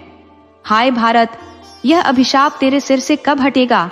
इस धरती पर ऐसे पाषाण हृदय लोग भी हैं जिन्हें इन दुखियारी औरतों पर जरा भी दया नहीं आती। यह अंधा पत्थर जैसा समाज जो स्त्री को अपनी कामनाओं की वेदी पर बलिदान करता है, इसे कानून के अलावा और कौन जागरूक कर सकता है? और कोई रास्ता नहीं है। जैसे नरहत्या का दंड है, वैसा ही दंड इन अमानवीय पुरुषों को भी मिलना चाहिए। मुबारक होगा वह स्वर्णिम क्षण जब भारत में इस विनाशकारी प्रथा का अंत होगा। स्त्रियों की असमय मृत्यु, मासूम बच्चों का असमाप्त जीवन और उस समाज का पतन जिसकी नींव इन्हीं संतानों पर टिकी है। ऐसे अमानुषिक लोगों को कठोरतम दंड क्यों न दिया जाए? यह कितने दृष्ट और संवेदनहीन लोग हैं। बेकारी का आलम यह है कि किसी को पेट भरने को रोटी मैसर नहीं। नन्हे शिशुओं को दूध तो जैसे किसी दुर्लभ सपने के समान है, और ये लोग अंधत्व के वशीभूत होकर संतान दर संतान उत्पन्न किए जा रहे हैं। संतान निग्रह विधेयक जैसा कोई अन्य कानून इस देश के लिए इतना अपरिहार्य नहीं। मैं असेंबली के पहले ही सत्र में इसे पेश करूंगा। जानता हूं कि तूफान उठ खड़ा होगा, मानो प्रलय आ गई हो, पर विकल्प ही क्या है? जिसके पास 2 से अधिक संतानें हो, उसे कम से कम 5 वर्षों की कठोर कारावास की सजा होनी चाहिए और 5 महीने का काल कोठरी का समय इसमें अनिवार्य हो। जिनकी आय 100 रुपये मासिक से कम हो, उन्हें संतानोत्पत्ति का अधिकार ही न मिले। कुछ पल रुककर आत्मिक कल्पना में खोते हुए, कितना अद्भुत समय होगा जब यह विधेयक लागू हो जाएगा। सुख शांति की लहरें हर घर आंगन में बहेंगी। पहली संतान के उपरांत दूसरी संतान कम से कम 7 वर्षों के अंतराल पर ही उत्पन्न हो। तब इस भूमि पर संपन्नता और प्रसन्नता का साम्राज्य होगा। स्त्रियों के चेहरे रक्तिम आभा से दमकेंगे। नन्हे बच्चों की किलकारियां समृद्धि का गान गाएंगी, और उस समय यह देश सशक्त हाथों, निर्भीक हृदयों और दृढ़ कलेजे वाले युवाओं से भरा होगा। मिसेस कानूनी कुमार का प्रवेश होता है। कानूनी कुमार जल्दबाजी में अपनी रिपोर्टों और पत्रों को समेटते हैं और हाथ में उपन्यास लेकर बैठ जाते हैं। मिसेस, क्या कर रहे हो? वही कानूनों की धुन? कानूनी? नहीं, मैं उपन्यास पढ़ रहा हूँ। मिसेस, तुम सारी दुनिया के लिए कानून बनाते हो, एक कानून मेरे लिए भी बना दो। इससे देश का जितना बड़ा उपकार होगा, उतना किसी अन्य कानून से संभव नहीं। तुम्हारा नाम अमर हो जाएगा, हर घर में तुम्हारी आरती उतारी जाएगी। कानूनी, अगर तुम्हारा यह मानना है कि मैं प्रसिद्धि या यश के लिए देश की सेवा कर रहा हूँ, तो मुझे कहना पड़ेगा कि तुमने मुझे रत्ती भर भी नहीं समझा। मिसेस, यश की चाह रखना कोई बुरी बात नहीं। अगर तुम्हें यश चाहिए तो मैं उसका विरोध नहीं करूंगी, बल्कि मैं तुम्हें ऐसा मार्ग सुझाऊंगी जिससे तुम्हें इतना यश मिलेगा कि तुम उससे ऊब जाओगे। थोड़ा रुककर फूलों की वर्षा होगी, इतनी कि तुम उसके नीचे दब जाओगे। तुम्हारे गले में हारों की ऐसी माला होगी कि गर्दन सीधी करना भी मुश्किल हो जाएगा। कानूनी मुस्कुराकर उत्सुकता छिपाते हुए, कोई मजाक की बात होगी? देखो मिन्नी, काम करने वाले के लिए इससे बड़ा अभिशाप और क्या होगा कि उसके अपने ही उसके कार्यों की अवहेलना करे। मैं तुम्हारे इस व्यवहार से हताश हो जाता हूँ। मिसेज, तलाक का कानून बनाने जा रहे हो तो अब किस बात का डर, क्यों कतराते हो? कानूनी फिर वही ठिठोली, मैं चाहता हूं कि तुम इन मसलों पर गंभीरता से सोचो। मिसेज, मैं तो बहुत गहराई से सोचती हूं, यकीन मानो, पर अफसोस है कि तुम मेरे विचारों को समझने की कोशिश ही नहीं करते। देखो, आज जो बात मैं कहने आई हूं उसे देश की तरक्की के लिए सिर्फ जरूरी ही नहीं बल्कि अत्यंत अपरिहार्य मानती हूं। मुझे अपने विचारों पर पूरा भरोसा है। कानूनी संकोच में पूछने की हिम्मत तो नहीं हो रही, अपनी झेप मिटाने के लिए मुस्कुराने की कोशिश करता है। मिसेज, अरे मैं खुद ही बताने आई हूं। देखो, हमारा दाम्पत्य जीवन कितना हास्यास्पद बन चुका है। तुमसे क्या छुपा है? दिन रात खटपट चलती रहती है। कभी कोई पति पत्नी पर हाथ उठा देता है तो कभी कोई पत्नी पति की मूंछों पर हाथ साफ कर देती है। हर दिन कोई ना कोई तमाशा हो ही जाता है। कहीं पति मुंह फुलाए बैठा है तो कहीं पत्नी घर छोड़ने की धमकी दे रही है। जानना चाहते हो कि ऐसा क्यों होता है? कभी सोचा है? कानूनी, तुम ही बता दो, क्या कारण है? मिसेज, दो बड़ी वजहें हैं, पुरुषों की अय्याशी और उनकी कंजूसी। ये दो बुराइयां हमारे समाज के घर घर को नर्क बना रही है। हर जगह बस खींचातानी, झगड़े और अशांति का आलम है। नतीजा, हर साल हजारों हत्याएं, स्त्रियों का पतन और पुरुषों का नशे में डूब जाना। क्या यह सच नहीं है?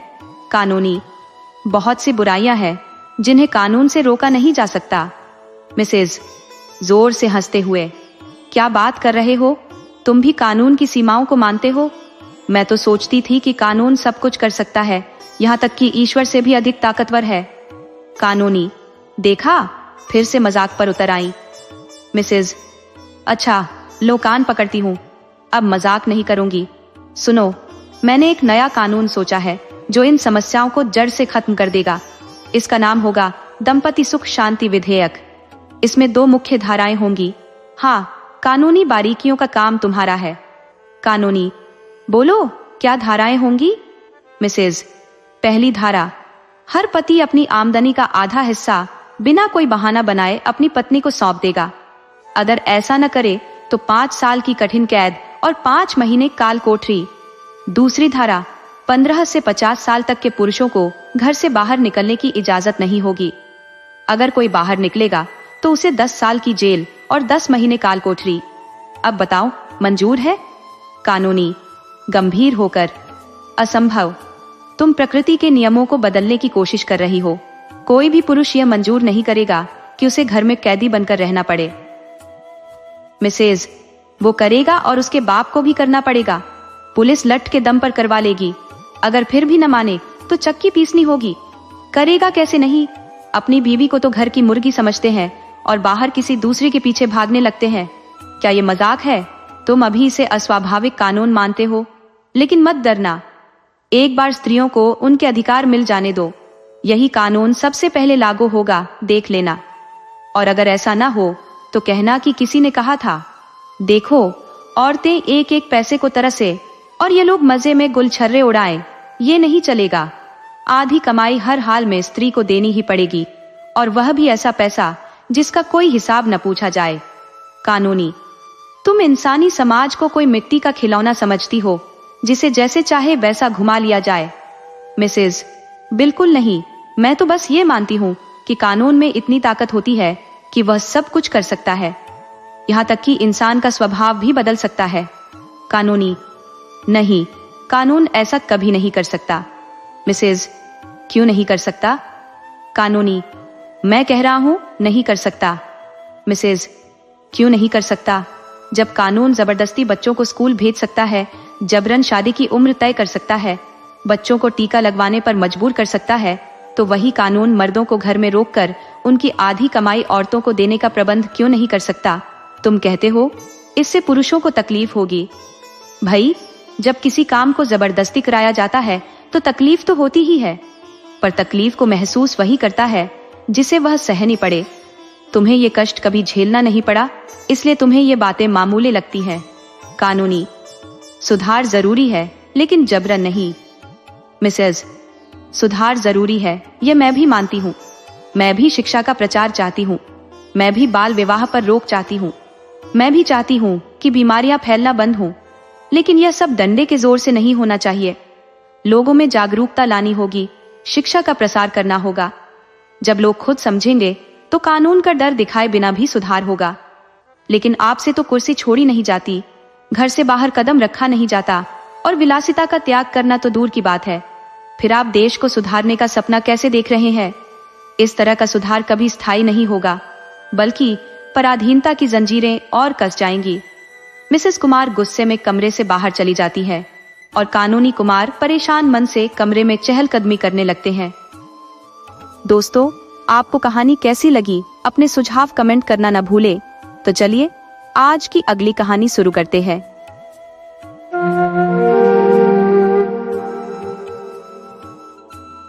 कावासाजी ने अखबार का प्रकाशन शुरू किया और यश की राह पर चल पड़े। उधर शाहपुरजी ने रुई की दलाली पकड़ ली और धन की गिनती में रम गए। दोनों ही अपने अपने ढंग से जीवन में सफल हो रहे थे, पर अंतर था। शाहपुरजी संतुष्ट थे, जबकि कावासाजी के दिल में गहरी निराशा थी। शाहपुरजी को धन के साथ इज्जत और मान सम्मान बिना मान्य मिल जाते थे। दूसरी ओर कावासाजी को यश तो हासिल होता, लेकिन पैसा मानो दूर क्षितिज पर छुपा रहता। यही वजह थी कि शाहपुरजी का जीवन सुकून भरा था, दिल में सहृदयता का वास था और उनके घर में खेल तमाशे की हलचल रहती थी। इसके उलट कावासाजी के जीवन में बेचैनी, तीखापन और ठंडी उदासी का आलम था।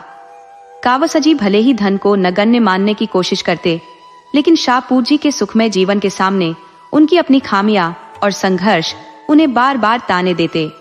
मिसेज शाहपुर की विनम्र मुस्कान और मधुर स्वभाव के सामने कावासाजी की पत्नी गुलशन उन्हें ईर्ष्या और झगड़े की मूरत लगती। जब शाहपुरजी घर लौटते तो उनकी पत्नी शीरी उनका हंसते हुए स्वागत करती। वहीं जब कावासाजी थके हारे घर आते तो गुलशन उनके दुखड़े गिनाने बैठ जाती। वह तानों की झड़ी लगाती। तुम आदमी हो, मुझे तो तुम बैल जैसे लगते हो। मेहनती सही, लेकिन बिना सूझबूझ के। तुमसे शादी करके तो मेरी किस्मत ही खराब हो गई। जब खुद के खाने का ठिकाना नहीं तो मुझे क्यों ब्याह लाए? इस बात का जवाब देने में कावासाजी हर बार हार मान लेते। वह खुद इस बात पर पछताते थे कि उन्होंने शादी करके कहीं गलती तो नहीं कर दी। एक बार उन्होंने झुंझलाकर कहा, ठीक है, जो होना था हो गया, लेकिन मैं तुम्हें किसी चीज से बांध कर तो नहीं रख रहा। जिसे तुम्हारा जीवन बेहतर लग रहा हो उसके साथ जा सकती हो। अब मैं क्या करूं? आमदनी तो बढ़ने से रही। क्या चाहती हो, जान दे दूं? गुलशन को यह सुनते ही गुस्सा आ गया। उसने उनके कान मरोड़ते हुए गालों पर थप्पड़ जड़ दिया और तीखे स्वर में बोली, चुप रहो। ऐसी बात कहते तुम्हें शर्म नहीं आती? अगर गैरत होती तो चुल्लू भर पानी में डूब मरते, और अगर किसी दूसरे आदमी के पास जाने का ख्याल भी किया तो उसके घर को राख कर दूंगी। उस दिन के बाद कावासाजी के पास कोई जवाब बचा ही नहीं। उनका संघर्ष और मौन दोनों उनके जीवन की सच्चाई बन गए।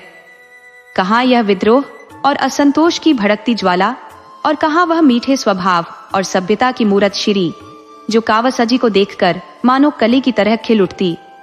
वह मुलायम लहजे में बातें करती, चाय और मुरब्बे से आवभगत करती, और कभी कभी तो अपनी गाड़ी में उन्हें घर छोड़ने जाती। कावासाजी ने मन ही मन भी कभी इस ख्याल को खुलकर अपनाने की हिम्मत नहीं की, लेकिन उनके दिल के कोने में यह चाहत जरूर छिपी रहती कि काश गुलशन की जगह शीरी उनके जीवन में होती। तब उनका जीवन वाकई एक खूबसूरत बाग बन जाता। कभी कभी गुलशन की कड़वी बातों से कावासाजी इतने टूट जाते कि जीवन से तंग आकर मृत्यु का स्वागत करने की सोचने लगते। घर उनके लिए किसी जेल से कम नहीं था, और जब भी मौका मिलता वह शीरियों के घर जाकर अपने दुखते दिल को राहत देते। एक सुबह कावासाजी गुलशन से नाराज होकर शाहपुरजी के टेरेस पर पहुंचे तो देखा शीरीन बानो की आंखें लाल और चेहरा उतरा हुआ था, जैसे वह अभी अभी रोकर उठी हो। कावासाजी ने चिंता भरे स्वर में पूछा, आपकी तबीयत कैसी है? कहीं बुखार तो नहीं? शीरीन ने दर्द से भरी आंखों से देखा और धीमे भरे हुए गले से बोली, नहीं, शरीर का बुखार तो नहीं है, ये सुनकर कावसजी उलझन में पड़ गए, क्योंकि इसका मतलब उनकी समझ से परे था। थोड़ी देर खामोश रहने के बाद शीरीन बोली, मिस्टर कावसजी, मैं आपको अपना दोस्त समझती हूँ, इसलिए आपसे कुछ छुपाना नहीं चाहती। मैं इस जीवन से ऊब चुकी हूँ। अब तक मैंने अपने दिल की आग को अंदर ही दबाए रखा, लेकिन ऐसा लगता है कि अगर अब इसे बाहर न निकालूं तो ये मेरी हड्डियों को भी जला डालेगी। अभी 8 बज रहे हैं, लेकिन मेरे सजना का कोई अता पता नहीं। रात खाना खाने के बाद वह एक दोस्त से मिलने का बहाना बनाकर निकले थे और अब तक वापस नहीं लौटे। ये कोई नई बात नहीं है, पिछले कई महीनों से यह उनकी रोज की आदत बन चुकी है। मैंने अब तक आपसे अपना दर्द कभी साझा नहीं किया, लेकिन जब मैं हंसकर आपसे बातें करती थी, उस समय भी मेरी आत्मा भीतर ही भीतर रोती रहती थी। कावसजी ने सहज भाव से पूछा, तुमने उनसे पूछा नहीं कि वह कहाँ रहते हैं? शीरीन ने एक कड़वा सा हंसते हुए कहा, क्या पूछने से लोग अपने दिल की बातें बता दिया करते हैं? तुमसे तो उन्हें कुछ भी नहीं छुपाना चाहिए। कावसजी ने कहा, अगर घर में जी न लगे तो आदमी क्या करे? शीरीन की आवाज में निराशा झलक रही थी। कावसजी ने हैरानी से कहा, यह सुनकर मुझे अजीब लग रहा है। तुम जैसी देवी जिसके घर में हो, वह तो किसी स्वर्ग से कम नहीं है। शाहपुर जी को तो खुद को खुशकिस्मत समझना चाहिए। शीरीन ने दर्द भरे शब्दों में कहा, आपका यह भाव तब तक है जब तक आपके पास दौलत नहीं है। जिस दिन आपको कहीं से 2-4 लाख रुपए मिल जाए, आप भी ऐसे न रहेंगे और आपकी ये सोच भी बदल जाएगी। यही दौलत का सबसे बड़ा श्राप है। ऊपर से दिखने वाली सुख शांति के नीचे कितनी गहरी आग दबी होती है, ये तो तभी पता चलता है जब ज्वालामुखी फट पड़ता है। वे सोचते हैं कि उन्होंने घर को ऐशो आराम की चीजों से भरकर अपना कर्तव्य पूरा कर दिया है और अब मेरे पास असंतोष का कोई कारण नहीं होना चाहिए। लेकिन उन्हें यह समझ नहीं आता कि ये ऐशो आराम की चीजें उन तहखानों में गड़े बेजान सामानों की तरह है, जिन्हें कभी मृत आत्माओं के उपयोग के लिए रखा जाता था। कावसजी आज पहली बार ऐसी बात सुन रहे थे। अब तक उनके अनुभव में यही था कि औरतें स्वभाव से ही भोग विलास की ओर झुकी रहती है। उनके लिए चाहे जितना त्याग कर लो, उन्हें चाहे जितना प्यार दे दो, लेकिन ये सब व्यर्थ ही है। वे सिर्फ बाहरी दिखावे या खरहरे पर नहीं रुकती, बल्कि उससे भी ज्यादा चाहती है। लेकिन यह शीरी, ये तो विलास की हर चीज को तुच्छ मानती है और सिर्फ सच्चे स्नेह और साथ से खुश रहना चाहती है। उनके दिल में हल्की सी गुदगुदी हुई। मिसेस शाहपुर जी ने फिर कहा, यह जो कुछ हो रहा है अब मेरी सहन शक्ति से बाहर है। मिस्टर कावसजी, मेरे अंदर बगावत की ज्वाला जल रही है और मैं धर्म और मर्यादा का सहारा लेकर भी इस पीड़ा से राहत नहीं पा रही हूँ। मैं खुद को समझाती हूँ कि दुनिया में कितनी विधवाएं हैं, लेकिन यह ख्याल भी मेरे मन को चैन नहीं देता। अब तो मुझे यह यकीन हो चला है कि वह मुझे एक तरह की चुनौती दे रहे हैं। अब तक मैंने उनकी इस चुनौती को नजरअंदाज किया, लेकिन अब पानी सिर के ऊपर चढ़ चुका है और अब मैं किसी सहारे के बिना यह नहीं सह सकती। जो वह चाहते हैं वह हो ही जाएगा। आप उनके मित्र हैं, आपसे जितना हो सके उन्हें समझाइए। मैं अब इस बंधन को और नहीं ढो सकती। कावसजी के मन में जैसे किसी अनदेखे सुख का चित्र बनने लगा। उन्होंने कहा, हाँ, मैं जरूर समझाऊंगा, ये तो मेरा फर्ज है। लेकिन सच कहूं तो मुझे उम्मीद नहीं कि मेरी बात का उन पर कोई असर होगा। आखिर मैं गरीब ठहरा, मेरी बात का उनकी नजर में कोई महत्व ही क्या है? शीरीन ने उदास स्वर में कहा, उनकी मेरे ऊपर बहुत कृपा है, लेकिन यही आदत मुझे बिल्कुल नहीं भाती। तुमने इतने दिनों तक इसे सह लिया, यही बड़ी बात है। कोई और स्त्री होती तो एक दिन भी न झेलती। थोड़ी बहुत ऐसी आदतें सभी मर्दों में होती हैं, लेकिन उनकी पत्नियां भी उसी तरह की होती है। मैंने तो हमेशा इन्हें अपने आराध्य की तरह पूजा है, लेकिन जब पुरुष इस पूजा का अर्थ ही न समझे तो क्या किया जा सकता है? मुझे डर है कि वह मन में कुछ और न सोच रहे हो। और क्या अनुमान लगाया जा सकता है? आप खुद समझ सकती हैं। अच्छा, वही बात, लेकिन मेरा गुनाह क्या? शेर और मेमने की कहानी आपने नहीं सुनी क्या? मिसेस शाहपुर अचानक खामोश हो गई। दूर से शाहपुर जी की कार नजर आने लगी। उन्होंने कावसजी को गहरी विनयपूर्ण निगाहों से देखा और दूसरे दरवाजे के कमरे से निकलकर भीतर चली गई।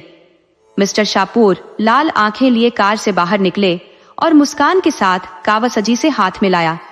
पत्नी की आंखें आंसुओं से लाल थी। जबकि पति की आंखें रात के सुरूर से।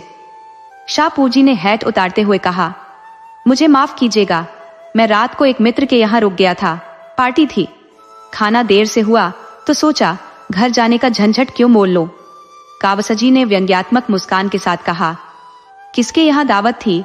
मेरे रिपोर्टर ने तो कोई खबर नहीं दी, जरा नाम नोट करवा दीजिए। उन्होंने अपनी जेब से नोटबुक निकाल ली। शाहपुर जी थोड़े सतर्क हो गए और बोले, अरे ऐसी कोई बड़ी दावत नहीं थी, बस 2-4 दोस्तों का छोटा सा जमावड़ा था। फिर भी खबर तो होनी चाहिए। जिस प्रीति भोज में आप जैसे प्रतिष्ठित लोग शरीक हों, वह मामूली बात तो नहीं हो सकती। मेजबान का नाम बताइए। आप चौंकेंगे तो नहीं? बताइए तो सही। मिस गौहर। मिस गौहर? जी हाँ। आप इतने हैरान क्यों हो रहे हैं? क्या यह स्वीकार नहीं करते कि दिन भर कामकाज में माथापच्ची करने के बाद मुझे थोड़ा मनोरंजन करने का हक है, वरना जिंदगी बोझ बन जाएगी। मैं इसे सही नहीं मानता। क्यों? क्योंकि मैं इसे अपनी पत्नी के प्रति अन्याय समझता हूँ। शाहपुर जी हल्के से हंसे। यह तो पुरानी सोच है। आपको यह समझना चाहिए कि आज का दौर ऐसे बंधनों को नहीं मानता, और मेरा मानना है कि कम से कम इस मामले में आज का समाज एक पीढ़ी पुराने समाज से कहीं ज्यादा उन्नत है। अब महिलाओं के अधिकार भी मान्य होने लगे हैं, यानी महिलाएं पुरुषों पर हुकूमत कर सकती है, वैसे ही जैसे पुरुष महिलाओं पर कर सकते हैं। मैं इससे सहमत नहीं हूँ। पुरुष स्त्री पर निर्भर नहीं है, बल्कि स्त्री पुरुष पर निर्भर है। आपका मतलब यही है कि स्त्री अपनी जीविका के लिए पुरुष पर आश्रित है? अगर आप इसे इन शब्दों में कहना चाहते हैं तो हाँ, लेकिन समाज में शक्ति का नियंत्रण हमेशा धनबल के हाथ में रहा है और रहेगा, चाहे राजनीति हो या समाज नीति। अगर किसी कारणवश स्त्री कमाई कर रही हो और पुरुष खाली बैठा हो, तो क्या स्त्री को यह अधिकार है कि वह अपनी मर्जी से जीवन जिए? नहीं, मैं स्त्री को यह छूट नहीं दे सकता। यह तो अन्याय होगा। नहीं, यह अन्याय नहीं है। प्रकृति ने स्त्रियों पर कुछ सीमाएं लगाई हैं। वह पुरुषों की तरह पूरी तरह स्वच्छंद नहीं हो सकती, और न ही शारीरिक बल में उनका मुकाबला कर सकती है। हाँ, अगर वह गृहिणी का पद छोड़ दे या अप्राकृतिक जीवन का सहारा ले तो बात अलग है। आप लोग उसे अप्राकृतिक जीवन अपनाने पर मजबूर कर रहे हैं। मैं ऐसे समय की कल्पना भी नहीं कर सकता जब औरतें पुरुषों की अधीनता से बाहर निकलने की स्थिति में आ जाएं। सभ्यता और कानून मैं नहीं जानता, लेकिन इतना तय है कि पुरुषों ने हमेशा स्त्रियों पर शासन किया है और करते रहेंगे। कावसजी ने थोड़ी देर चुप्पी साधी, फिर बात का रुख मोड़ा। वह अब कूटनीति में माहिर लग रहे थे। शाहपुर जी की ओर प्रशंसा भरी नजरों से देखकर बोले, तो आप और मैं एक ही सोच के हैं। मैं तो बस आपकी राय परख रहा था। मैं भी स्त्री को गृहिणी, माँ और स्वामिनी मानने को तैयार हूँ, लेकिन उसे स्वच्छंद होते नहीं देख सकता। अगर कोई स्त्री स्वतंत्रता चाहती है तो मेरे घर में उसके लिए जगह नहीं है। मिसेस शाहपुर की बातें सुनकर मैं हैरान रह गया। मुझे यकीन नहीं हुआ कि किसी स्त्री के मन में इतने विद्रोही विचार भी हो सकते हैं। शाहपुर जी का चेहरा तमतमा गया, नथुने फड़क उठे। कुर्सी से खड़े होकर बोले, तो शीरीन ने अब यह नया ढंग अपनाया है। मैं अभी उससे बात करता हूँ, आपके सामने बात करता हूँ। यही नहीं, मैं अभी फैसला कर लूंगा। मुझे उसकी कोई परवाह नहीं है, किसी की परवाह नहीं है। ऐसी बेवफा औरत जिसके दिल में जरा भी संवेदना नहीं है, जो मेरे जीवन में एक पल की खुशी भी नहीं देख सकती, वह चाहती है कि मैं उसके पीछे पीछे घूमूं? मुझसे यह उम्मीद रखती है? वह भूल जाती है कि अगर मैं चाहूं तो एक इशारे पर सैकड़ों महिलाएं मेरी पूजा करने लगेंगी, मेरे इशारों पर नाचेंगी। मैंने उसके लिए जो कुछ किया है शायद ही कोई और मर्द करे। मैंने शाहपुर जी को एहसास हुआ कि वह जरूरत से ज्यादा बोल गए हैं। शीरीन की सेवा भावना उनके सामने आई तो ठिठक गए, फिर बोले, लेकिन मेरा मानना है कि वह अभी भी समझदारी से काम ले सकती है। मैं उसका दिल नहीं तोड़ना चाहता, और मुझे यह भी पता है कि वह जितना कर सकती है वह बस शिकायत तक ही सीमित है। इसके आगे बढ़ने की हिम्मत वह कभी नहीं जुटा सकेगी। औरतों को समझाना बहुत मुश्किल काम नहीं है, कम से कम मेरा अनुभव तो यही कहता है। कावसजी ने जवाब दिया, मेरा अनुभव इससे अलग है। मुमकिन है, लेकिन आपके पास सिर्फ बातें हैं, मेरे पास लक्ष्मी का वरदान है। जब मन में बगावत का बीज पड़ जाए तो लक्ष्मी भी कुछ नहीं कर सकती। शाहपुर जी ने गंभीरता से कहा, शायद आपकी बात सही हो। कई दिनों बाद कावसजी की मुलाकात शीरीन से पार्क में हुई। वह इसी पल का बेसब्री से इंतजार कर रहे थे। उनका स्वर्ग तैयार था, बस शीरियों को उसमें बिठाने की कसर बाकी थी। इस शुभ घड़ी की कल्पना में वह बावले से हो रहे थे। गुलशन को वह उसके मायके भेज चुके थे। भेजा क्या, वह खुद नाराज होकर चली गई थी। जब शीरी उनकी तंगहाली में साथ देने को तैयार है तो गुलशन की खुशामद करने की जरूरत ही क्या थी। जैसे ही शीरीन नजर आई, कावसजी ने झट से उसका हाथ थामा और बोले, आपसे मिलकर खुशी हुई, मैं तो आज ही आने वाला था। शीरीन ने शिकायत भरे लहजे में कहा, आपके इंतजार में मेरी आंखें तक थक गई। आप भी बस बातें बनाना जानते हैं। आपको क्या पता इन दिनों मेरी आंखों से कितने आंसू बह चुके हैं। कावसजी ने शीरीन के चेहरे की मायूस चमक देखी। उसकी कीमती रेशमी साड़ी और उसके भीतर के दर्द ने मिलकर उसे और भी मोहक बना दिया था। उनका दिल अंदर से बैठ सा गया। वह किसी ऐसे छात्र की तरह महसूस कर रहे थे जिसने अपनी आखिरी परीक्षा पास कर ली हो और अब जीवन का कठोर सच सामने खड़ा हो। काश वह कुछ और दिनों तक परीक्षाओं की उलझनों में जीवन का मजा ले सकते, पर अब उनका यह ख्वाब, यह हकीकत का सामना करना था। अब तक उन्होंने सिर्फ मधुमक्खी का शहद छका था, मगर अब वह सचमुच उनके इर्द गिर्द मंडरा रही थी। उनके मन में डर था कि कहीं डंक न मार दे। धीरे से बोले, मुझे यह जानकर बेहद दुख हुआ। मैंने तो शाहपुर को बहुत समझाया था। शीरीन ने उनका हाथ थामकर पास की एक बेंच पर बिठा दिया और बोली, अब उन्हें समझाने बुझाने से कोई फर्क नहीं पड़ेगा और मुझे भी कोई जरूरत नहीं कि उनके पीछे भागती रहूं।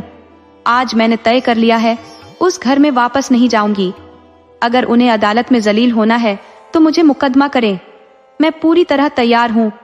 उसने गहरी सांस लेकर कहा, जिसके साथ रहना ही नहीं चाहती उसके साथ ईश्वर भी मुझे रहने पर मजबूर नहीं कर सकता। फिर अदालत की तो बात ही क्या। अगर तुम मुझे सहारा दे सकते हो तो मैं तुम्हारे साथ रहूंगी, और जब तक तुम मेरे साथ हो मैं तुम्हारी बनकर रहूंगी। अगर तुम्हारे अंदर इतना हौसला नहीं है तो मेरे लिए और रास्ते खुले हुए हैं। अब साफ साफ बताओ, क्या वह सारी हमदर्दी बस बातों तक ही थी? कावसजी ने खुद को संभालते हुए कहा, नहीं नहीं शीरी, खुदा गवाह है, मुझे तुमसे बेइंतहा मोहब्बत है। मेरे दिल में तुम्हारे लिए हमेशा जगह रही है।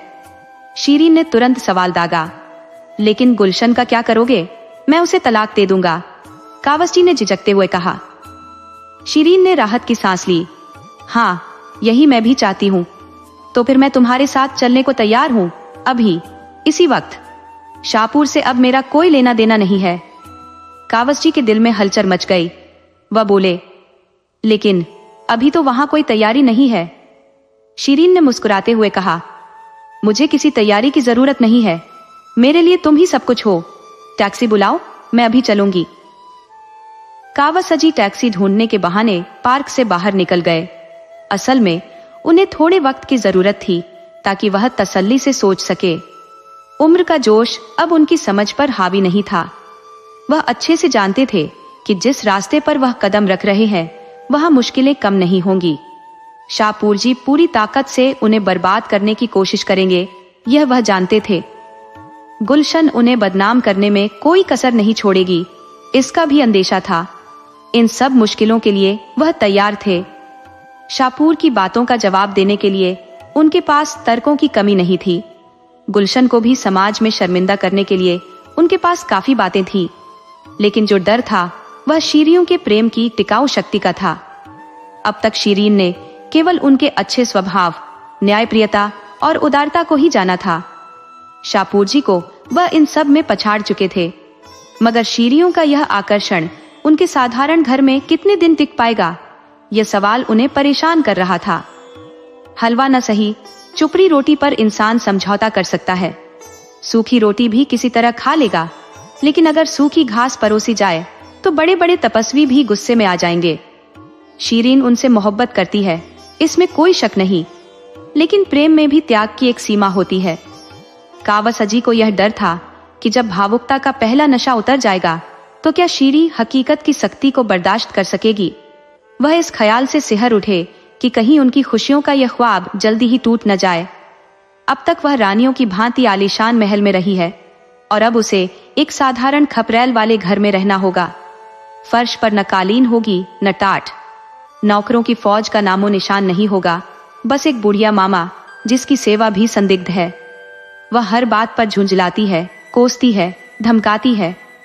ऊपर से आधा वेतन तो संगीत सिखाने वाले मास्टर को ही जाएगा, और अगर शाहपुर जी ने अपनी नीचता की हद पार की तो शायद बदमाशों से पिटवा भी दे। पिटने का खौफ कावसजी को नहीं है, बल्कि उसे अपनी फतेह ही समझते हैं। मगर असली चुनौती शीरियों की भोग विलास की आदतों पर विजय पाने की है। जब वह बुढ़िया मामा थाली में रूखी सूखी रोटियां और पानी जैसा सालन परोसेगी, तब शीरियों के चेहरे पर कैसी वितृष्णा फैल जाएगी, ये सोचकर कावसजी का दिल दहल उठता है। कहीं वह खड़ी होकर उन्हें और अपनी किस्मत को कोसने न लगे।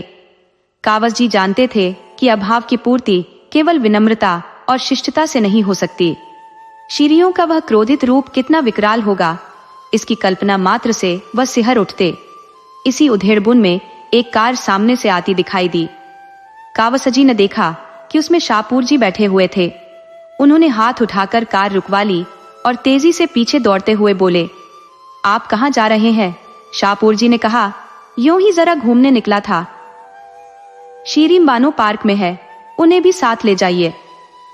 वह तो मुझसे लड़कर गई है, कहती है कि अब इस घर में कभी कदम नहीं रखूंगी। और आप सैर कर रहे हैं, तो क्या आप चाहते हैं कि बैठकर रो? वह बहुत रो रही है। सच? हाँ, बहुत रो रही है। तो शायद उसकी अक्ल ठिकाने आ रही है। अगर आप अभी उन्हें मना ले तो वह खुशी खुशी आपके साथ चल देंगी। मैं देखना चाहता हूं कि वह बिना मनाए मानती है या नहीं। कावसजी असमंजस में पड़ गए। उन्होंने गिड़गिड़ाते हुए कहा, मुझ पर रहम कीजिए, मैं आपके पैरों पड़ता हूं। जीवन में जो थोड़ी सी खुशी है, उसे इस मनाने मनवाने के खेल में नहीं खोना चाहता। कार आगे बढ़ गई और कावसजी वहीं खड़े रह गए, कर्तव्य विमुख और हताश। उन्हें देर हो रही थी। मन में खटका था कि कहीं शीरी यह न समझे कि उन्होंने भी धोखा दे दिया। मगर जाई भी तो कैसे? अपने साधारण से कुटीर में शीरीन जैसी देवी को स्थान देने की कल्पना ही उन्हें हास्यास्पद लग रही थी। वह घर तो गुलशन के लिए ही उपयुक्त है। गुलशन कुड़ती है, कटु बातें कहती है, रोती भी है, लेकिन समय पर भोजन जरूर देती है। फटे हुए कपड़े रफू करती है। कोई मेहमान आ जाए तो कितने प्रसन्न मन से उसका स्वागत करती है, जैसे उसके जीवन में खुशी ही खुशी हो। छोटी सी चीज भी उसे दे दो तो वह खिल उठती है। बस थोड़ी सी तारीफ कर दो और उससे कुछ भी करवा लो। अब उसे उनकी छोटी छोटी बातों पर झल्लाना और उसकी सीधी सपाट बातों का बेवजह उल्टा जवाब देना भीतर तक खलने लगा। उस दिन उसने बस इतना ही तो कहा था कि उसकी छोटी बहन की सालगिरह पर कोई तोहफा भेज देना चाहिए।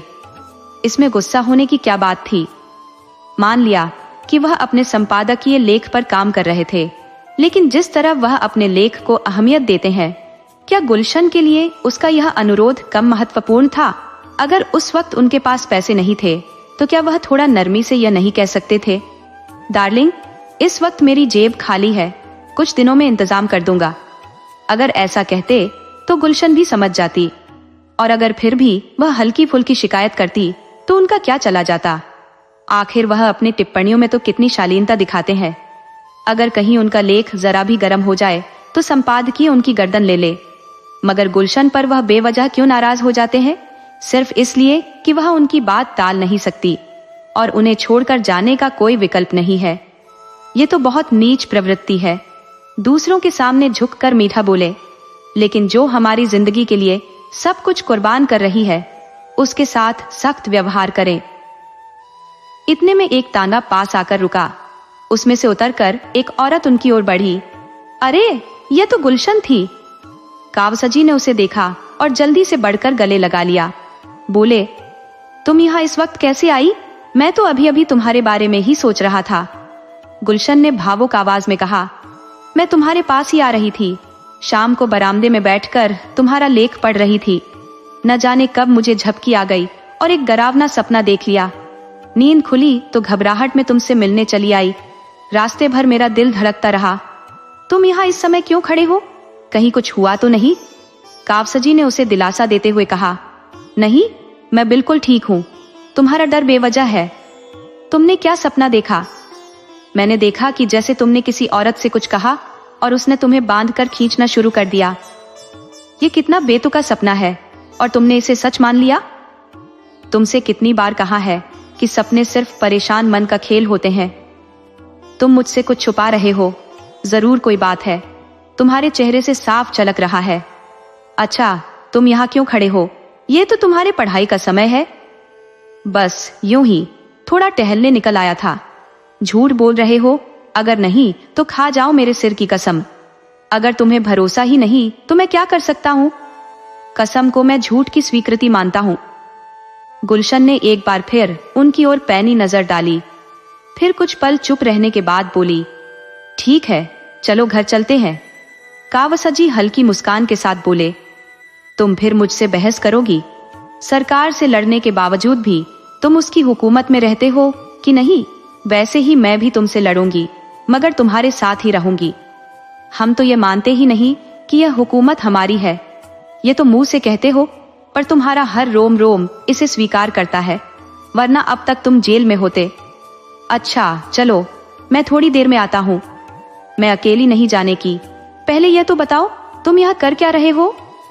कावासाजी ने बहुत कोशिश की कि किसी तरह गुलशन वहां से चली जाए, लेकिन जितना वे उसे समझाने की कोशिश करते, गुलशन का जिद्द उतनी ही बढ़ जाती।